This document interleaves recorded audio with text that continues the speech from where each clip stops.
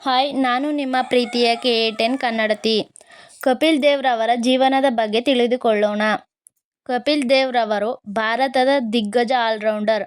1983ರ ವಿಶ್ವಕಪ್ ವಿಜೇತ ತಂಡದ ನಾಯಕ ಮತ್ತು ಟೆಸ್ಟ್ ಕ್ರಿಕೆಟ್ನಲ್ಲಿ 434 ವಿಕೆಟ್ಗಳನ್ನು ಪಡೆದ ಮೊದಲ ಆಟಗಾರ.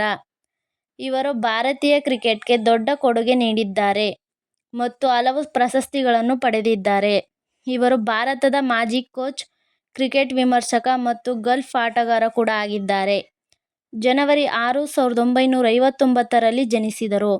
1978ರಲ್ಲಿ ಭಾರತದ ಕ್ರಿಕೆಟ್ ತಂಡಕ್ಕೆ ಪದಾರ್ಪಣೆ.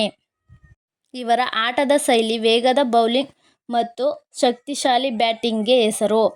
ಪ್ರಮುಖ ಸಾಧನೆ: 1983ರಲ್ಲಿ ಭಾರತಕ್ಕೆ ಮೊದಲ ವಿಶ್ವಕಪ್ ಗೆಲುವಿನ ನಾಯಕತ್ವ ವಹಿಸಿದರು. ಜಿಂಬಾಬ್ವೆ ವಿರುದ್ಧ 175 ರನ್ಗಳ ಅಮೋಘ ಇನ್ನಿಂಗ್ಸ್ ಆಡಿದರು.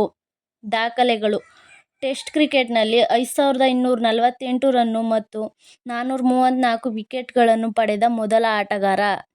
ಟೆಸ್ಟ್ನಲ್ಲಿ 400 ವಿಕೆಟ್ಗಳ ಗಡಿ ದಾಟಿದ ಎರಡನೇ ಬೌಲರ್.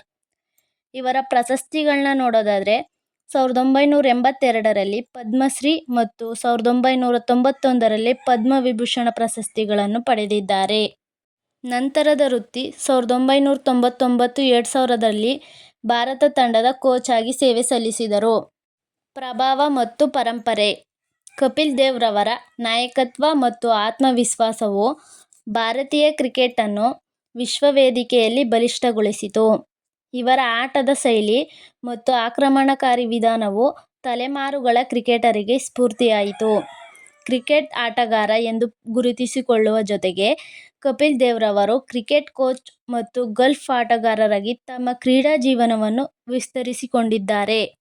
ವಿಡಿಯೋ ಇಷ್ಟ ಆಗಿದ್ದಲ್ಲಿ ಲೈಕ್ ಮಾಡಿ, ಶೇರ್ ಮಾಡಿ, ಸಬ್ಸ್ಕ್ರೈಬ್ ಮಾಡಿ.